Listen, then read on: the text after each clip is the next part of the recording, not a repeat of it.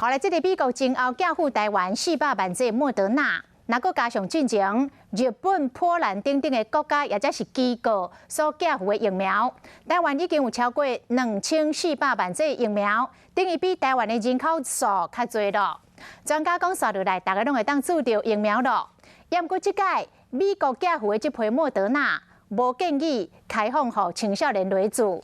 因为美国嘛还阁咧评估心肌炎的风险，而且美国因家己嘛也未通过，予12岁到17岁青少年会当来做这莫德纳。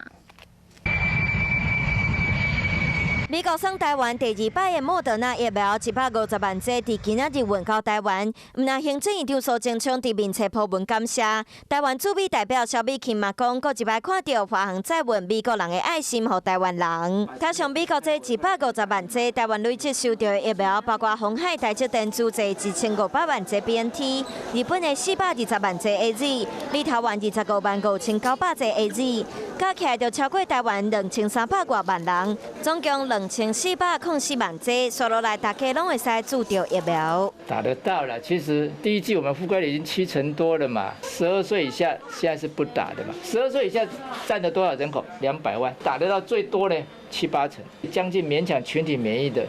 界限。中央目标年底第2剂注射率要有6成，这批美国送来莫德纳，敢会使用伫12到17岁注射？美国到当也未通过莫德纳对青少年的紧急授权，原因是佫会评估注射了后心肌炎的风险。过来专家嘛无建议即马予青少年注莫德纳。台湾其实在第1剂的施打的 BNT 的过程中，有相当比例的学生还是产生相关的一些疫苗副作用。这莫德纳的部分，我们建议还是针对